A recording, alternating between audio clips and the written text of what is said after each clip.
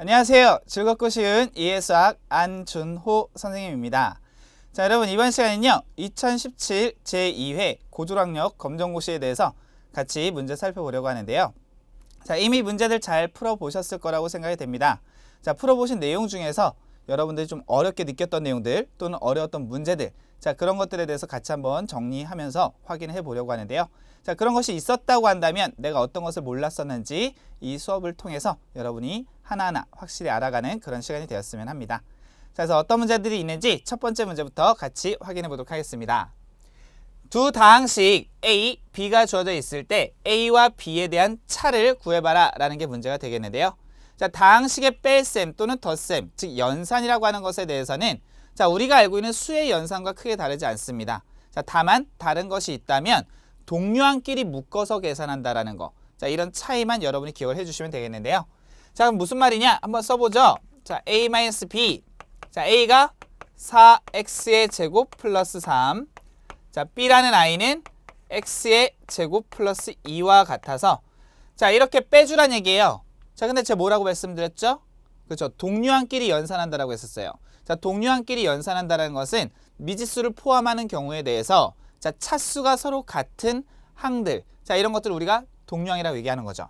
자, 그래서 지금 잘 보시게 되면 4x의 제곱, 그 다음에 마이너스 x의 제곱. 자, x의 제곱이란 차수가 같은 어떤 미지수를 포함하고 있죠. 자, 이 두 녀석을 4x의 제곱, 마이너스 x의 제곱 묶어주시고 그 다음에 상수항끼리도 역시 동류항이 되기 때문에 3에서 마이너스 2. 자, 이와 같이 나타내실 수가 있습니다. 맞습니까? 자, 그리고 계산해 보시면 빼서 계산했을 때 3x의 제곱, 자, 플러스 1과 같이 나타낼 수 있다라는 거죠. 자, 그렇게 되면 정답은 몇 번? 그렇죠. 1번과 같이 자, 비교적 간단하게 자, 문제를 해결하실 수가 있을 겁니다. 맞습니까? 자, 이런 내용들 기억해 주시기 바라고요. 자, 여기까지 확인이 되셨다고 한다면 자, 다음 문제 자, 2번 문제로 넘어가 보도록 하겠습니다. 자, 어떤 다항식이 주어졌을 때 이 아이를 x-2라는 1차식으로 나누었을 때의 나머지가 누구겠느냐? 자, 이것은 우리가 잘 알고 있는 나머지 정리. 자, 이 녀석만 기억을 해주시면 되는데요. 자, 나머지 정리는 뭐였었느냐? 자, 나눔을 당하는 어떤 수가 주어져 있을 때 자, 이 나눔을 당하는 수에 대해서 나누는 수가 있겠죠. 자, 그리고 그때 생기는 몫이 있겠죠. 자, 그리고 나머지가 있겠죠. 자, 이와 같이 우리가 잘 알고 있는 검산식의 과정으로서 식을 표현한 것을 나머지 정리라고 합니다. 자, 다만 이 녀석들이 수가 아니라 자, 이제 어떤 식의 형태로 등장하는 거죠. 자, 미지수 x를 포함한 식이기 때문에 ax, 그 다음에 bx, 그 다음에 qx, 그 다음에 rx 이런 식으로 표현할 수 있었다라는 거 기억해 주시면 되겠고요. 자, 이런 표현으로 그러면 주어진 문장을 다시 한번 정리를 해볼 수가 있겠죠. 자, 어떻게 했을까요? 자, 나눔을 당하는 아이가 바로 x의 제곱 마이너스 x 플러스 5. 나누는 녀석이 x 마이너스 2가 되겠고요. 자, 몫은 qx. 자, 이때 나머지. 자, 나머지라고 하는 녀석은 우리가 알고 있는 또 하나의 중요한 사실. 나누는 녀석이 1차식이기 때문에 나머지는 1차보다 차수가 낮은 상수항이 되어야 한다는 거. 자, 따라서 r과 같이 표현할 수가 있습니다. 자, 그 다음에 어떻게 풀었습니까? 그렇죠. 주어진 식에 x 대신에 2를 대입합니다. 자, 이유는 r을 찾는 게 목적이니까요. 이 앞부분이 없어지길 바래요. 자, 얘가 0이 될 수 있다라고 할 수 있겠지만 자, 그때 x값을 우리가 모르기 때문에 이 앞에 곱해진 녀석이 0이 되는 어떤 x의 값을 선택합니다. 즉 2를 집어넣으면 0이 될 거고요. 자, 여기다 2를 집어넣으면 4-2 플러스 5. 자, 이 값이 r과 같다는 것을 알 수 있습니다. 자, 따라서 r은 7이 됨을 쉽게 확인할 수가 있다는 거죠. 이해되셨나요? 자, 그래서 정답은 3번 이와 같이 나타내실 수가 있습니다. 맞습니까? 자, 그래서 이렇게 나머지 정리에 관련한 문제들이 출제가 되었을 때는요. 자, 여러분께서 먼저 나머지 정리 표현에 따른 식을 정리를 해주시는 게 우선 하실 일이 되겠고요. 자, 그에 따라서 우리가 나머지를 구하기 위해서 어떤 적당한 수를 대입해야 되는데 그게 누군지만 빠르게 판단해 주신다면 자, 문제 잘 푸실 수가 있겠죠? 자, 그렇게 확인해 주시면 되겠고요. 자, 3번 문제 넘어가 보도록 할게요. 좌변에 2i, 그 다음에 1 플러스 i와 같은 자, 어떤 두 복소수의 곱의 형태로 식이 주어져 있는데요. 자, 이 녀석을 정리한 게 마이너스 2 플러스 ai와 같다라고 합니다. 자, 그럼 어떻게 되는지 한번 확인해 볼까요? 자, 2i와 1을 곱하면 2i 이 i와 i를 곱하면 이 i의 제곱. 자, 그러면 우리가 또 알아야 되는 사실은 i의 제곱은 얼마다? 그렇죠. 마이너스 1과 같다라는 거. 이 녀석이 마이너스 1과 같기 때문에 식을 다시 쓰면 2i 마이너스 1과 같이 표현할 수 있습니다. 자, 이렇게 나타낸 식이 마이너스 2 플러스 ai와 같아야 되기 때문에 제가 하나 좀 잘못 썼죠? 자, 얘가 마이너스 1이고 앞에 개수 2가 있었으니까 여기 뭐라고 써줘야 됩니까? 그렇죠. 마이너스 2라고 써줘야 되겠죠. 자, 그리고 말씀드린 바와 같이 이 녀석이 마이너스 2 플러스 ai와 같아야 되기 때문에 a가 2구나 라는 것도 알 수 있습니다. 맞습니까? 자, 그래서 정답 찾아보시면 4번 이렇게 나타내실 수가 있겠죠. 이해되셨죠? 자, 그 다음에 4번 문제로 넘어가 보도록 할게요. 두 집합 A와 B가 주어졌을 때 이 두 녀석이 서로 어떻다라고 합니까? 같다라고 합니다. 자, 어떤 두 집합이 서로 같다라는 것은 원소의 개수도 당연히 같아야 되겠지만 그 안에 놓여있는 원소들이 서로 같아야 됩니다. 맞죠? 자, 그럼 여기에 2라는 원소가 있는데 여기도 2가 있어요. 그럼 얘네 둘이 같은 거야. 자, 이렇게 짝을 지어주면 될 것 같고요. 5라는 i는 누구랑 같냐? 7과 같을 수는 없잖아요. 자, 따라서 5는 a-1과 같음을 알 수 있습니다. 그럼 자연스레 a 플러스 1은 7과 같아지는 게 되겠죠. 자, 그러면 5는 a-1, a 플러스 1은 7과 같기 때문에 자, 이 두 식으로부터 우리가 a의 값을 결정할 수가 있겠죠. 자, a는 얼마가 됩니까? 그렇죠. 6이 된다는 것을 알 수 있습니다. 자, 따라서 정답은 4번. 자, 이와 같이 나타내실 수가 있습니다. 자, 역시 쉬운 문제였습니다. 자, 이것들 다시 한번 확인해 주시기 바라고요. 자, 이해가 되셨으면 그 다음에 5번 문제로 넘어가 보도록 할게요. 자, 다음 중 명제가 아닌 것은? 자, 여러분 명제라는 질문이 등장했는데요. 자, 명제가 뭐였었죠? 그렇죠. 참 또는 거짓을 분명히 구별할 수 있는 어떤 문장 또는 식을 명제라고 얘기했었어요. 자, 반드시 참과 거짓을 구별할 수가 있어야 되는 거예요. 그렇지 못하면 명제가 될 수 없다라는 거죠. 자, 그럼 보기 1번에 잘 보시게 되면 x-2가 6보다 작다라고 해요. 자, 만약에 x가 3과 같은 자연수라고 한다면 3을 넣었을 때 1이 되기 때문에 6보다 작다. 당연히 맞는 말이에요. 자, 그러나 만약에 x가 9와 같은 수라고 한다면 7이 돼서 6보다 작다? 말이 안 되겠죠. 자, 이 얘기는 무슨 말이냐? x가 어떤 값을 갖느냐에 따라서 참이 될 수도 있고 거짓이 될 수도 있어요. 명확하게 참, 거짓을 구별할 수 없다라는 얘기죠. 자, 따라서 명제가 되지 못한다라는 것. 이해되셨습니까? 그 다음에 두 번째, 8은 짝수이다? 맞는 얘기죠. 여러분이 맞는 얘기야 라고 판단했다라는 것은 분명히 참과 거짓을 구별할 수 있었다라는 얘기죠. 자, 다시 말하면 이 녀석이 바로 우리가 원하는 명제가 될 수 있다는 거죠. 그럼 명제가 아닌 거 찾으랬으니까 제가 사선 그었던 1번이 정답이 되겠네요. 맞죠?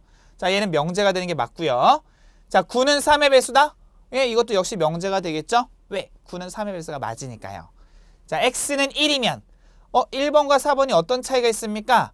1번은 x의 값이 지정되어 있지 않았기 때문에 자, 이게 참이냐 거짓이냐 판단이 불가능했지만 4번은 x가 1이라고 지정되어 있기 때문에 1을 넣어봄으로써 참이다 거짓이다를 판단할 수 있습니다. 자, 따라서 4번은 명제가 될 수 있다는 얘기죠. 자, 따라서 명제가 되지 못하는 거 몇 번? 1번. 자, 이렇게 체크해 주시면 되겠습니다. 이해되셨나요?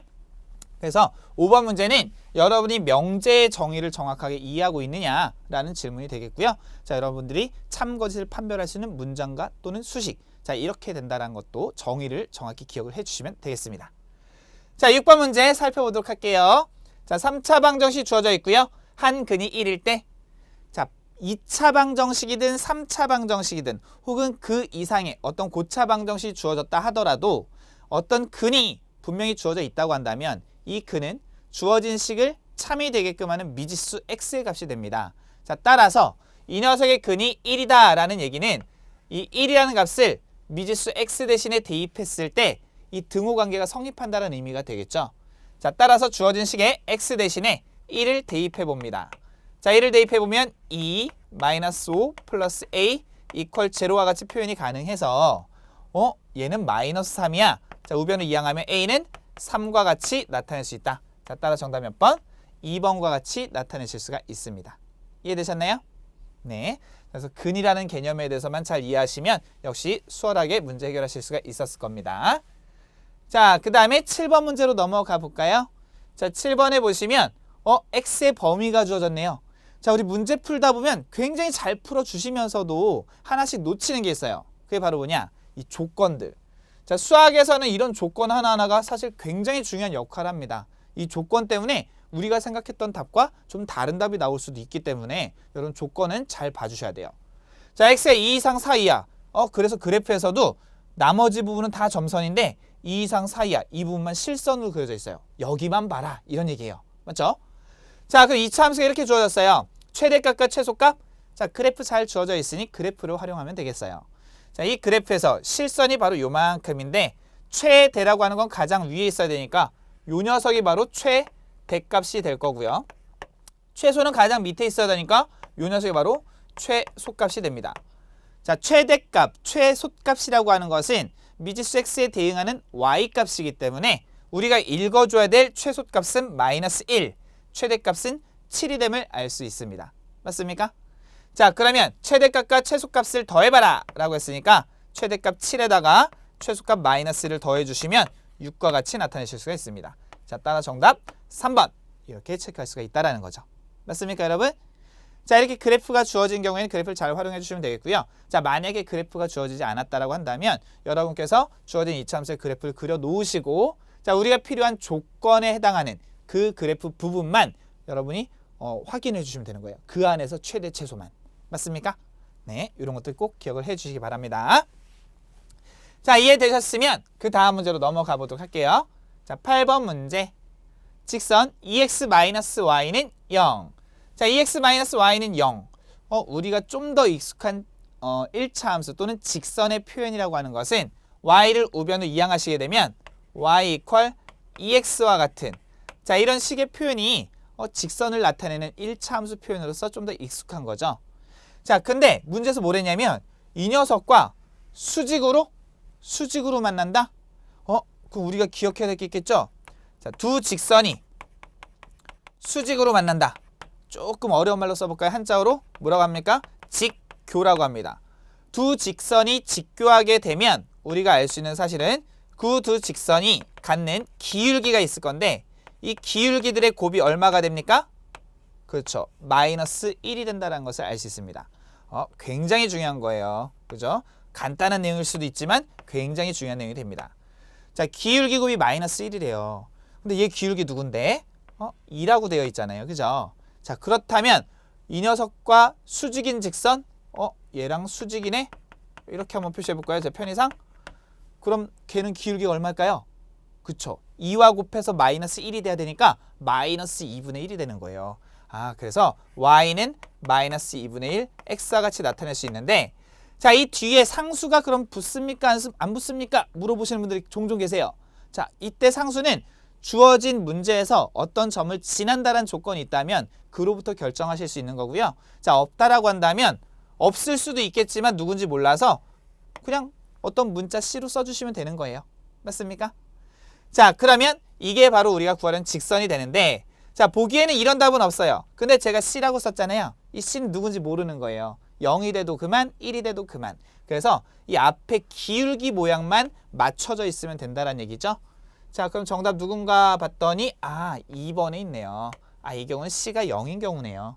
자, 꼭 0일 필요는 없지만 뭐 기울기가 마이너스 2분의 1 얘밖에 없잖아요. 그죠? 네, 정답 2번 체크해 주시면 되겠습니다. 자, 그래서 이렇게 역시 직교 관계에 대해서 확인해 봤고요. 자, 그 다음에 9번 문제 살펴보도록 할까요? 자, 9번 문제 보시게 되면 두 점 A, B에 대하여 선분 A, B를 2대 3으로 어떻게 하는? 내분하는 점. 내분 안에서 나눈다. 내분 어떻게 썼죠? A, B의 내분점을 찾아라. 비율이 몇 대면? 2대 3이다. 자, 그러면 선생님들이 보통 이렇게 많이 설명하시죠? 대각선으로 곱해라. 그죠? 그럼 그게 무슨 말입니까? 내분점 좌표는 자, 내분이니까 합으로 정의가 돼서 비율들을 먼저 더해 주십니다. 자, 그리고 2 곱하기 B라고 했던 것은 어떤 의미냐? 여기는 X좌표를 써야 되니까 2에다가 B의 X좌표를 곱하시란 얘기예요. 자, B의 X좌표가 누굽니까? 6이죠? 자, 2 곱하기 6 그리고 플러스 3에다가 A의 X좌표 곱하기 1. 자, Y좌표는 어떻게 합니까? 똑같이 합니다. 자, 그래서 2 곱하기 3. 그 다음에 더하기 비율 3에다가 A의 Y좌표 얼마? 마이너스 2. 자, 이렇게 나타내실 수가 있다는 얘기죠. 자, 이렇게 나타내어 보니 얘는 12야. 얘는 3이야. 더하면 15네요. 5로 나눠주시면 얼마입니까? 그렇죠. 3이라는 거 알아요. 6이에요? 마이너스 6이에요? 0이네요? 아, 그냥 0. 이렇게 나오는구나. 자, 따라 정답 몇 번? 2번 3,0 이렇게 표현할 수 있다는 거죠. 자, 이렇게 풀어주시는 게 문제의 출제 의도에 맞는 풀이라고 할 수 있겠지만, 자, 이 방법 외에도 조금 더 쉽게 풀 수 있는 방법이 있습니다. 자, 우리가 문제를 풀 때 아무래도 좀 더 쉽게 푸는 게 더 좋으니까 약간의 잔머리만 잘 굴려주시면 이렇게 하지 않고도 좀 더 빠르게 찾을 수가 있는데요. 자, 그게 누구냐? 그래프를 보니까요.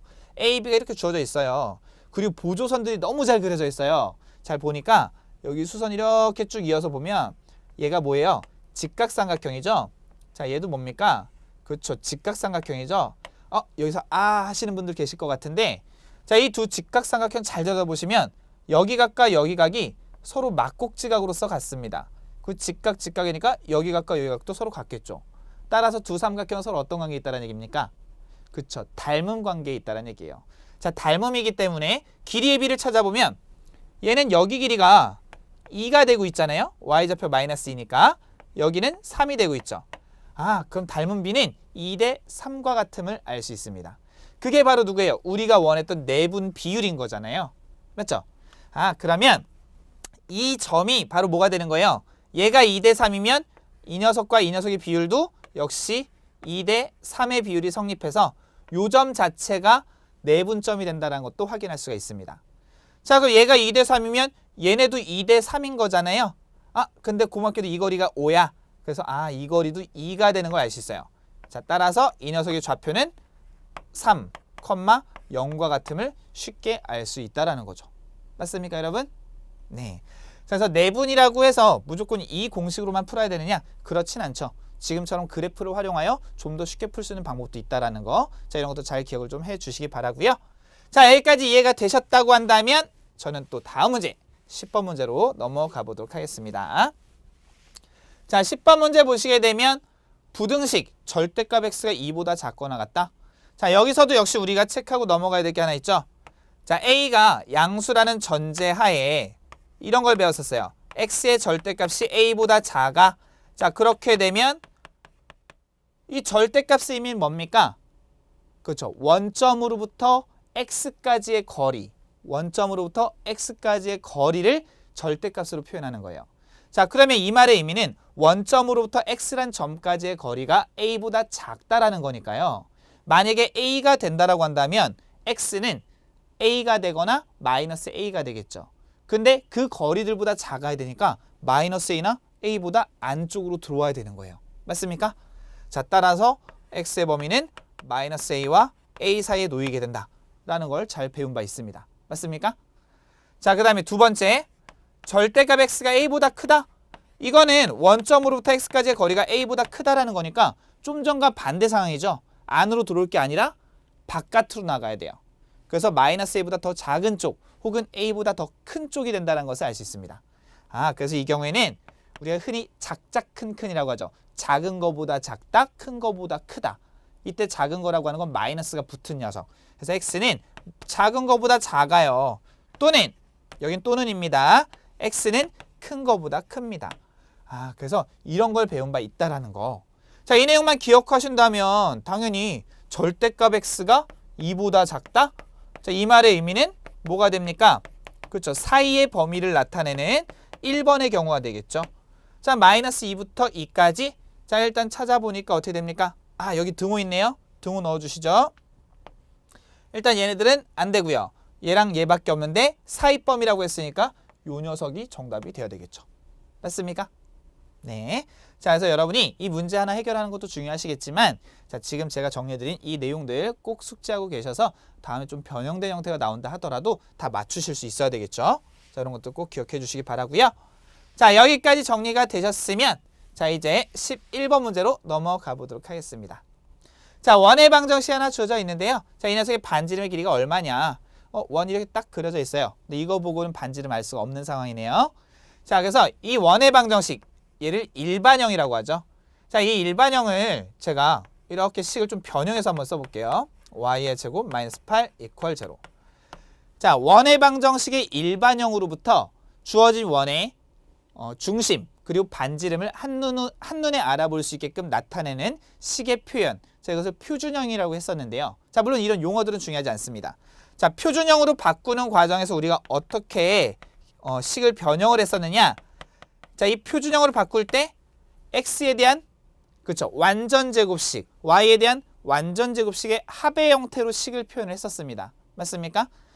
따라서 완전제곱식을 만들어 주셔야 되는데, 자, x의 제곱이랑 마이너스 2x가 있잖아요.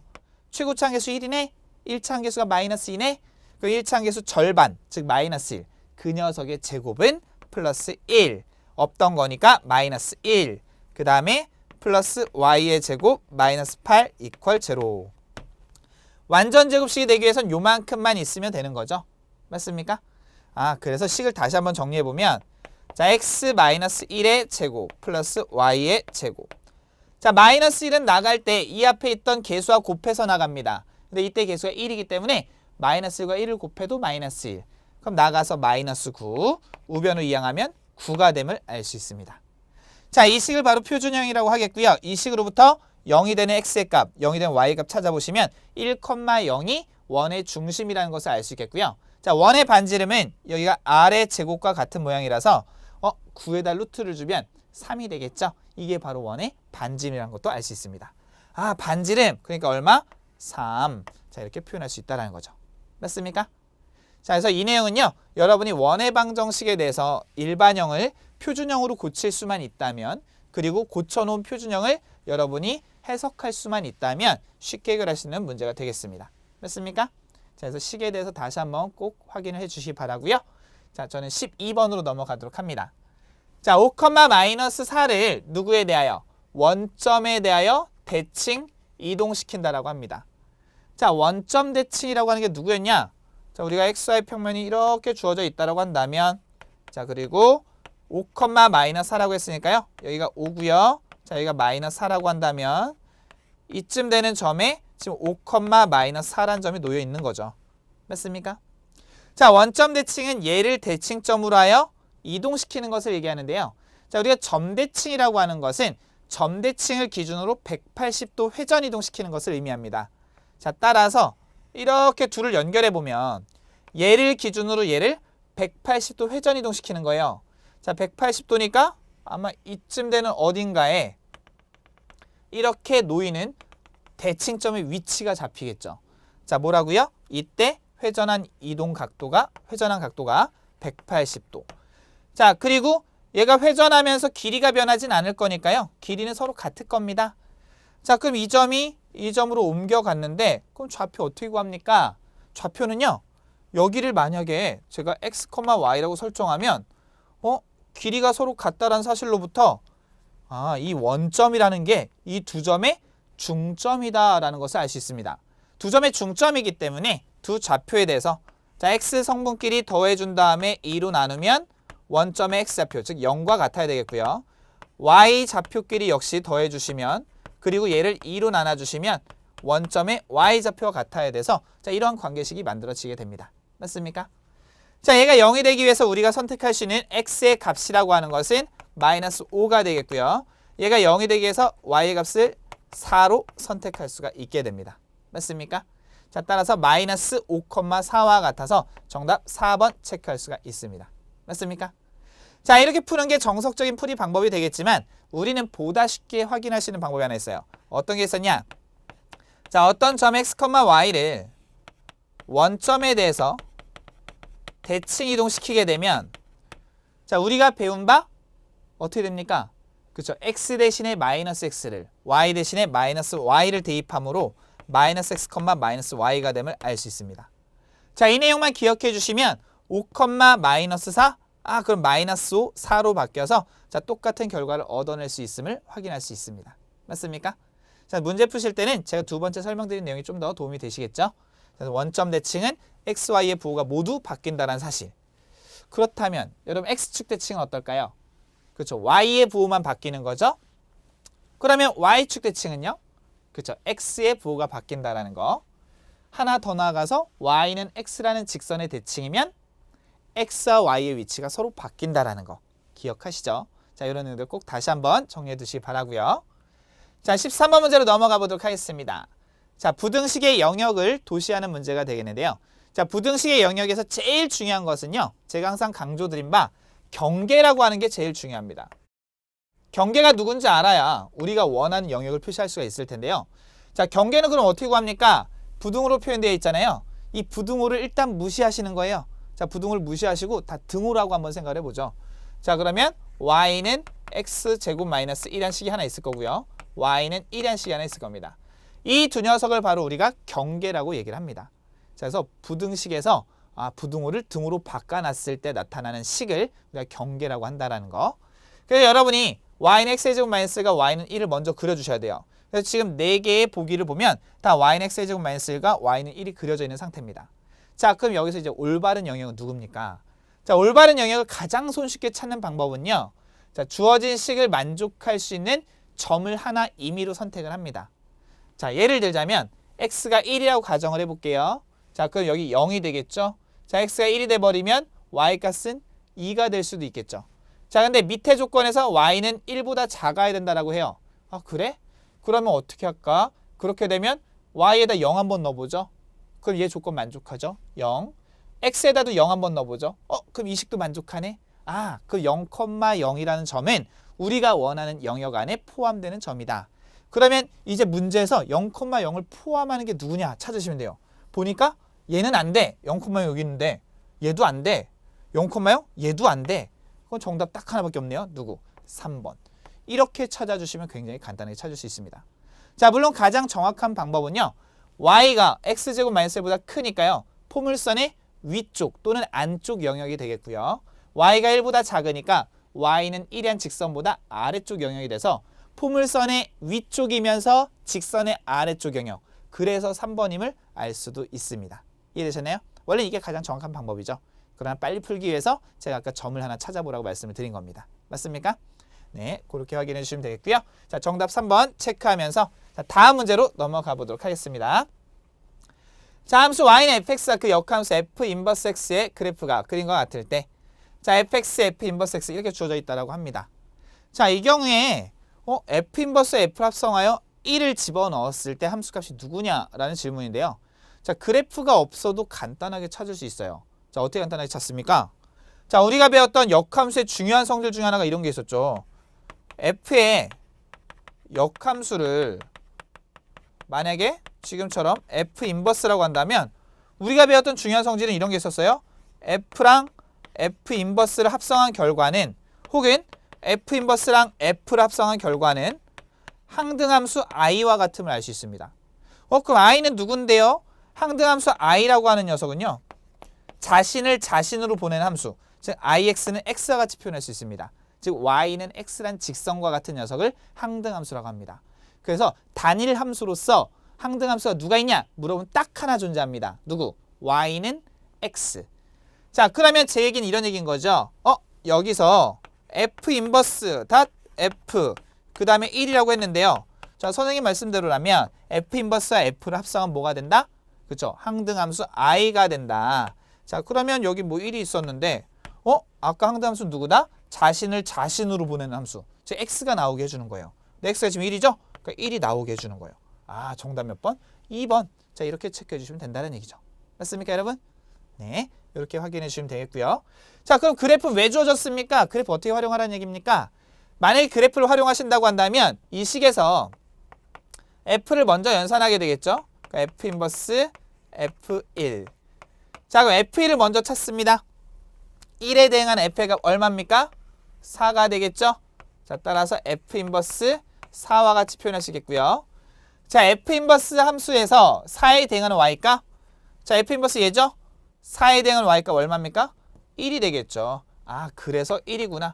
자, 그래프를 굳이 활용하자면 이렇게 풀 수가 있습니다. 맞습니까? 자, 그러나 우리는 그래프가 없더라도 이 성질에 의해서 좀 더 간단하게 해결할 수가 있다는 거 기억해 주시면 되겠고요. 자, 이렇게 정답 2번 체크하면서 또 다음 문제 15번 문제로 넘어가 보도록 하겠습니다. 자, 유리함수, 좀 더 정확히는 분수함수인데요. 자, y는 x분의 1에 대해서 자 어떻게 한다라고 해요? 자, x축의 방향으로 a만큼, y축의 방향으로 b만큼 무슨 이동? 평행이동. 자, 우리가 배웠던 평행이동은요. 점의 이동과 도형의 이동 두 가지가 있습니다. 점의 이동은요. 이동하는 양만큼 더해서 표현한다. 그게 무슨 말이죠? 정리 한번 해주시면 안 될까요? 정리 한번 해볼까요? 자, 일단 평행이동에 대해서 점의 이동이라고 하는 거. 자, x, y란 점이 주어져 있을 때 자, 이 녀석을 자, x축을 따라서 a만큼, y축을 따라서 b만큼 평행이동한다. 그럼 점의 이동은요. 이동하는 양만큼만 더해주시면 돼요. 자, x축을 따라 a만큼 간대요. y축을 따라 b만큼 간대요. 그럼 각각 a와 b를 더해주시면 x 플러스 a와 y 플러스 b와 같이 표현할 수가 있다는 거. 자, 그 다음에 그럼 점이 아니라 도형의 평행이동은 어떻게 합니까? 비슷한데 약간의 방법이 달랐죠? 자, x가 a 한없이 가까워질 때 y가 b 한없이 가까워질 때. 도형이니까 뭐라고 써야 됩니까? fx, 는 0. 자, 도형의 이동은 이렇게 배웠어요. 점의 이동은 이동하는 양만큼 더해주면 되지만 도형의 이동은 이동하는 양만큼 빼서 그 문자 대신에 대입을 한다. 무슨 말입니까? 자, x축을 따라 a만큼 이동한댔죠? 그 x에서 a를 뺍니다. 그리고 x라는 문자 대신에 대입해 주시는 거예요. 그래서 x-a. y축을 따라 b만큼 가니까 y-b를 y 대신에 대입합니다. y-b. 자, 이렇게 나타낼 수 있다는 거죠. 맞습니까? 자, 그래서 우리가 다루는 수학에서 모든 도형의 이동은 이와 같은 방법으로서 평행이동 시킬 수 있다는 거 기억을 해주시면 되겠습니다.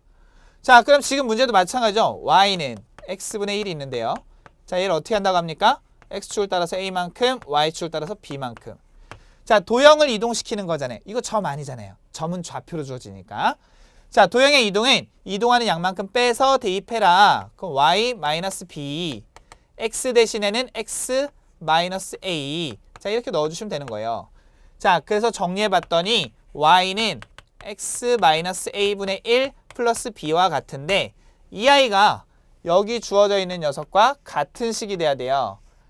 그러면 비교를 했더니 틀린 그림 찾기를 해봤더니 a란 녀석이 2가 되고요. b란 녀석이 1이 됨을 알 수 있었다.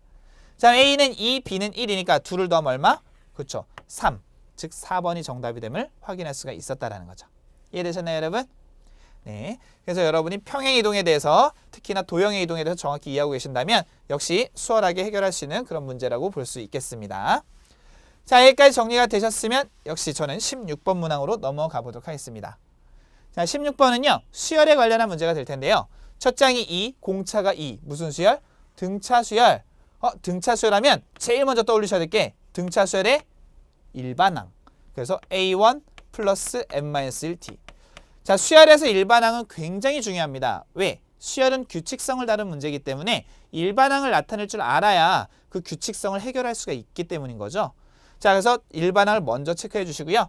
자, 첫 장이 2라고 했으니까 하나씩 넣어보시는 거예요. 자, 2, 공차 2야. 2배의 n-1. 전개해서 정리해봤더니 뭐가 남습니까? 2, n이 남습니다. 자, 그럼 마지막 질문 뭐예요? 파랑이 누구냐? 그냥 n에다 8 넣으면 되겠네? 8 넣으면 얼마? 16. 이렇게 계산이 되는 거죠. 맞죠? 자, 그래서 정답 몇 번? 1번. 자, 그래서 여기 주어진 수들의 어떤 규칙성을 이해하시는 것도 좋겠지만 이미 등차 수열이라는 조건이 주어져 있었기 때문에 일반항을 써놓고요. 자, 우리가 원하는 것을 바로 찾으면 조금 더 수월하게 문제 해결이 가능하다는 거 자, 기억을 해주시기 바라고요. 자, 여기까지 이해되셨으면 다음 문제 17번으로 넘어가 볼게요. 자, 시그마. 여러 가지 수열에서 우리가 시그마 계산하는 방법을 배웠었는데요. 자, 시그마에 대해서 간단하게 또 다시 한번 정리해 보게 되면 자, 시그마라고만 쓸게요. 자, 시그마 K는 1에서 N까지 K라고 하는 녀석은 1, 2, 자, 이래서 N까지. 왜? 1부터 N까지 집어넣으라는 얘기잖아요. 그리고 다 더해라 이런 얘기잖아요. 자, 이렇게 표현할 수 있기 때문에 자, 얘는 2분의 자, N, N 플러스 1과 같이 나타낼 수 있습니다. 자, 그 다음에 두 번째 시그마 K는 1에서 N까지 K의 제곱은 1의 제곱 플러스 2의 제곱 플러스 N의 제곱과 같아서 자, 이거 계산은 뭐였었죠?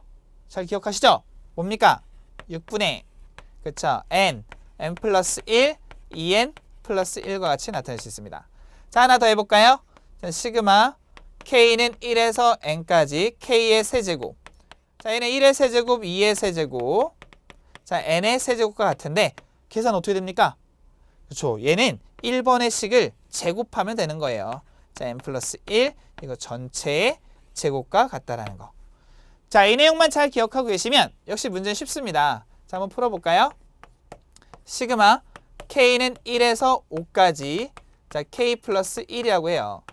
자, 시그마의 연산 성질에 따르면 시그마는 합이나 차에 대해서 분리가 가능하기 때문에 자, 시그마 k는 1에서 5까지 k 플러스 시그마 k는 1에서 5까지 1. 자, 이런 의미가 됩니다. 맞습니까? 그럼 이것은요. 우리 앞에서 정리한 이 식에 따르면 n 대신에 5를 대입하라는 얘기가 되는 거예요. 자, 따라서 2분의 5 곱하기 6이 되겠고요. 자, 이 녀석의 의미는 모든 항이 1이라는 얘기예요. k가 누가 되든 다 1이라는 얘기예요. 근데 k가 1부터 어디까지? 5까지 더해라. 그럼 1을 몇 번 더해라? 5번 더해라. 자, 그럼 계산하시면 15 더하기 5가 되는 거겠죠. 아, 그럼 얘는 얼마가 됩니까? 20. 자, 따라 정답 몇 번? 4번. 자, 이와 같이 체크하실 수가 있다라는 거죠. 맞습니까, 여러분? 네. 자, 이렇게 판단해 주시면 되겠고요. 자, 여기까지 이해되셨으면 역시 다음 문제 18번 문제로 넘어가 보도록 할게요. A1은 1, AN 플러스 1은 3AN. 자, 지금 보시는 식과 같이 어떤 항과 항 사이의 관계를 나타내는 식을 점화식이라고 합니다. 점화식 괜히 어렵게 생각하실 필요 없습니다. 자, 이런 것을 점화식. 자, 이 점화식이 주어졌을 때 A, N 플러스 1 이퀄 3AN. 그럼 우리가 뭔가 할 수 있는 게 하나 있는데 양변을 제가 AN으로 한번 나눠볼게요. AN으로 나눠버리게 되면 AN분의 AN 플러스 1 이퀄 3이에요. N은 자꾸 변하는 어떤 숫자가 될 건데 근데 얘는 3으로서 항상 고정되어 있다는 얘기죠. 그게 뭐냐? 바로 앞에 있던 수로 그 다음에 나타나는 수를 나눠주면 언제나 3이라는 얘기인 거예요. 무슨지 아시겠어요? 아, 그러면 그 무슨 뜻입니까? 이 녀석이 공통된 비율, 즉 공비가 된다는 것을 알 수 있습니다. 아, 그래서 AN이란 수열이 누군지 잘 모르겠으나 첫째 항이 있겠죠. 공비가 누구? 3이 되는 무슨 수열?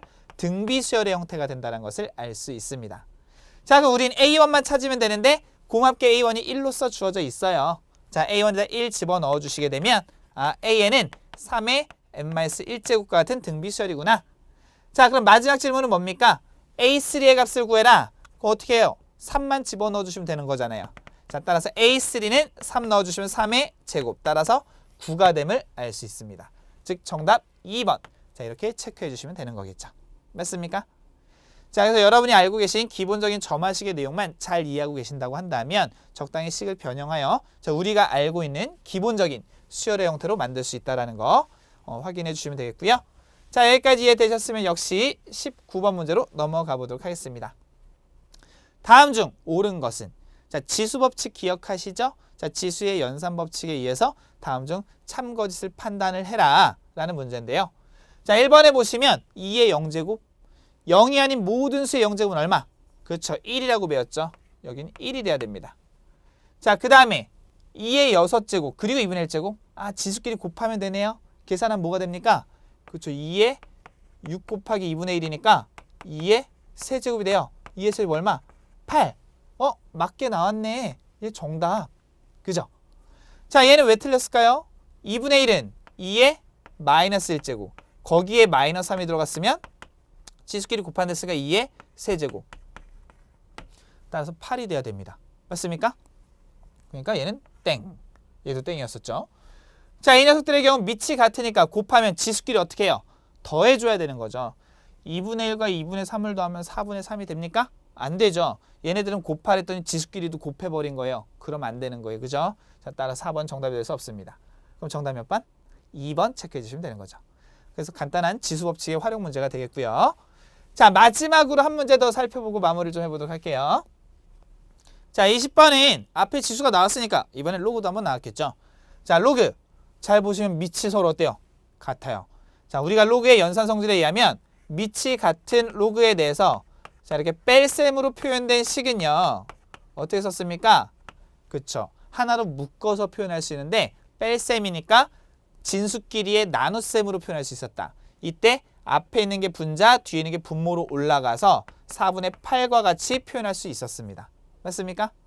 자, 4분의 8은 2와 같으니까 로그 2의 2가 되겠고요. 자, 밑 조건과 진수 조건을 만족한다는 전제하에 밑과 진수가 서로 같으면 이 값은 항상 1이 됨을 알 수 있습니다. 맞습니까? 자, 따라서 정답 몇 번? 3번. 이렇게 체크해 주시면 된다는 거죠. 이해되시죠? 자, 이렇게 해서 전체 1번부터 20번까지 20개 문항을 같이 살펴봤는데요. 자, 풀다 보니까 오히려 마지막 문제들은 기본적인 연산 성질만 알면 좀 쉽게 풀 수 있는 문제들이 있었고요. 오히려 중간쯤에 여러분이 이제 도형 문제라든지 좀 복잡하게 느낄 수 있는 까다로운 문제들이 좀 있었어요. 그죠? 자, 이런 내용들은 여러분들이 개념부터 다시 한번 정리하셔서 나중에라도 헷갈리는 일 없도록 꼭 여러분 것으로 만드셔야 됩니다. 아시죠? 자, 꼭 복습해 두시기 바라고요. 저는 다시 또 다른 강의에서 여러분과 다시 만나도록 하겠고요. 여러분 모두 수고하셨습니다.